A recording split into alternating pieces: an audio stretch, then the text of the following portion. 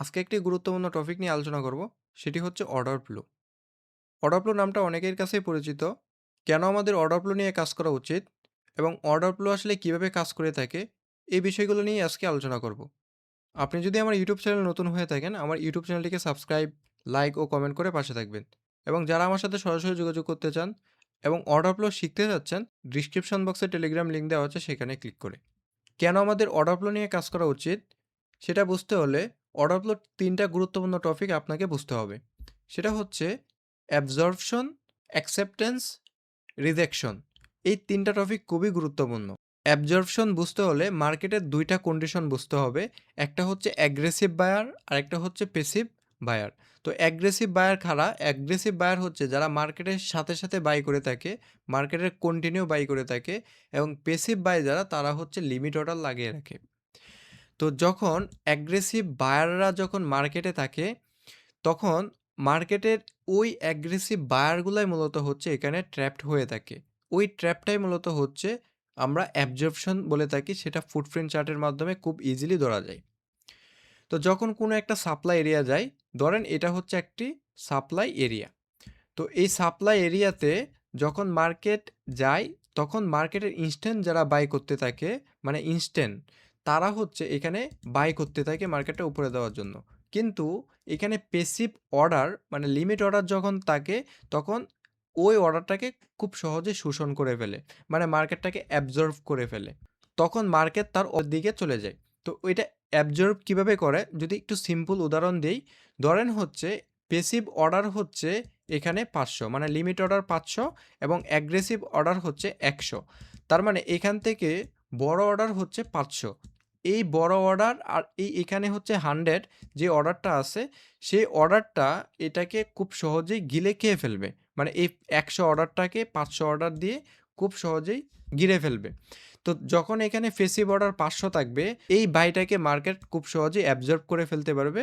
তখন মার্কেট তার বিপরীত দিকে মুভ করতে থাকে। এটাই হচ্ছে অ্যাবজর্পশন। মানে অ্যাবজর্পশন বোঝা যায় কোথায় আসলে হিউজ পরিমাণে সেলিং এবং বাইং অ্যাক্টিভিটি হচ্ছে সেগুলো দেখে।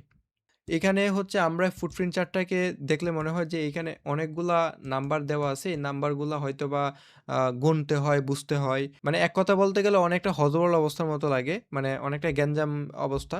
বাট ব্যাপারটা হচ্ছে এরকম না।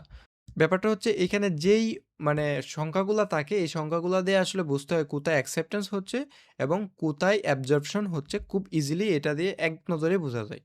আচ্ছা, এইগুলা বোঝানোর একটা রিজন হচ্ছে আপনাদেরকে বুঝতে হবে কেন আমাদের অর্ডার ফ্লো নিয়ে কাজ করা উচিত। আমরা যখন সিম্পল চার্টে কাজ করে থাকি, তখন আমরা ঠিক এরকম দেখতে পাই, এবং যখন ফুটপ্রিন্ট চার্টে কাজ করে থাকি, ঠিক চার্টগুলা এরকম দেখতে পাই। তো সিম্পল চার্ট এবং ফুটপ্রিন্ট চার্টের মধ্যে আসলে যে ডিফারেন্টটা সেটা হচ্ছে, সিম্পল ক্যান্ডেলে আমরা জাস্ট ইজিলি দেখতে পারি যে মার্কেট কোন দিকে যাচ্ছে এবং কোন কন্ডিশনে যাচ্ছে, আপে যাচ্ছে নাকি বাইংয়ে যাচ্ছে, সেই ক্যান্ডেলগুলো বুঝতে পারি।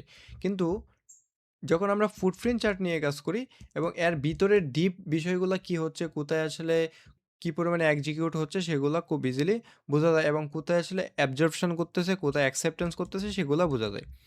এখন সিম্পল চার্টের মধ্যে যে ব্যাপারটা হয় সেটা হচ্ছে, যখন আমরা মার্কেটের কন্ডিশন অনুযায়ী যখন ব্যাক টেস্ট করে থাকি, তখন আমরা একটা এন্ট্রি সেটা 80% 90% অ্যাকুরেন্সি পেয়ে থাকি। বাট যখন আমরা রিয়েল মার্কেটে কাজ করতে যাই, সেটা কিন্তু ম্যানিপুলেট হওয়ার চান্স থাকে অনেক বেশি, মানে সেটা প্রায় ম্যানিপুলেটই হয়ে যায়। তো এটা বুঝতে হলেই মার্কেটের কন্ডিশনটা বুঝতে হবে। তো মার্কেটের কন্ডিশন আসলে কি, ফান্ডামেন্টালের নিউজের কারণে, ফান্ডামেন্টালের কারণে এক এক সময় এক একভাবে কাজ করে থাকে। তো আমরাও যখনই মার্কেট টেকনিক্যাল অ্যানালাইসিসের মধ্যে ফোকাস দেই এবং সিম্পল ক্যান্ডেল দিয়ে অ্যানালাইসিস করে থাকি, তখন সেই অ্যানালাইসিসটাই কিন্তু প্রায় সময়ই ম্যানিপুলেট হয়ে থাকে রিয়েল মার্কেটে কাজ করতে গেলে। যখন একটি মার্কেট অস্বাভাবিক থাকে, তখন ওই মার্কেটের এই সেম ট্রেডিটা কাজ নাও করতে পারে, তখন আমরা এখান থেকে ম্যানিপুলেট হয়ে যাই। কিন্তু যখন অর্ডার ফ্লোর মধ্যে আমরা যাই, তখন আমরা দেখতে পারি কোথায় আসলে অ্যাবজর্পশন হচ্ছে, কোথায় অ্যাকসেপ্টেন্স হচ্ছে।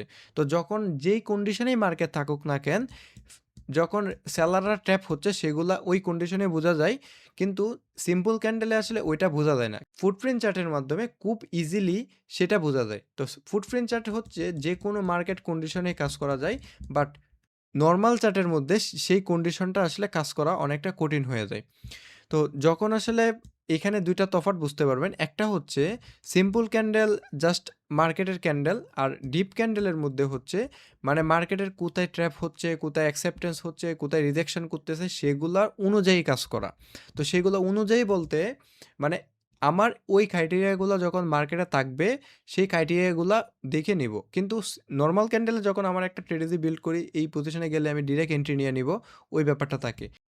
বাট এখানে ফুটপ্রিন্ট চার্টের যে বিষয়টা হচ্ছে, এখানে কন্ট্রাক্টসগুলা যে থাকে সেগুলা দেখে কাজ করা। মানে এখানে কি পরিমাণে কন্ট্রাক্টস হচ্ছে, কারা বায়াররা ট্র্যাপ হচ্ছে, সেগুলা দেখে মার্কেট কন্ডিশনের উপরে কাজ করা যায়। এবং ফুটপ্রিন্ট চার্টের মাধ্যমেই খুব ইজিলি 1:5-6 পর্যন্ত নেওয়া যায় রিস্ক অ্যান্ড রিওয়ার্ড রেশিও। তো এখানে আমাদের যেটা বড় ভুল সেটা হচ্ছে আমরা কি করি মার্কেটে আসি এবং মার্কেটে আসার পরে আমরা 1:1 নিয়ে থাকি, 1:2 নিয়ে থাকি। যেগুলো হচ্ছে অনেক বেশি মার্কেটে আসলে ইফেক্ট ফেলায়। সেটা কিভাবে? যখন আপনি কোনো একটা স্ট্র্যাটেজি দিয়ে ব্যাক টেস্ট করেন সেটা 70% 80% যখন মার্কেটে এন্ট্রি নিতে যান, তখন হচ্ছে দেখা গেছে ১ম এন্ট্রি এসএল খাওয়ার পর, ২য় এন্ট্রি এসএল খাওয়ার পর মানসিকতা ভেঙে যায়। তখন মানে এই স্ট্র্যাটেজি চেঞ্জ করে অন্য স্ট্র্যাটেজিতে কনভার্ট হয়ে যায়। তখনই মূলত হচ্ছে ম্যানিপুলেট গুলা হয়ে যায়। কিন্তু ফুটপ্রিন্ট চার্টের মধ্যে যদি দেখেন, যেটা হচ্ছে উইন রেট কম থাকলেও সেটার রিস্ক অ্যান্ড রিওয়ার্ড রেশিও প্রায় 1:6-7 পর্যন্ত নেওয়া যায়। যখন 1:6 নেওয়া যায়, তখন হচ্ছে কি যখন একটা এন্ট্রি এখান থেকে প্রফিট করা যায়, তখন ৬ টা এন্ট্রি সমান হয়ে যায়। তো এই যে একটা ব্যাপার, সেটা হচ্ছে ফুটপ্রিন্ট চার্টের মাধ্যমেই সম্ভব।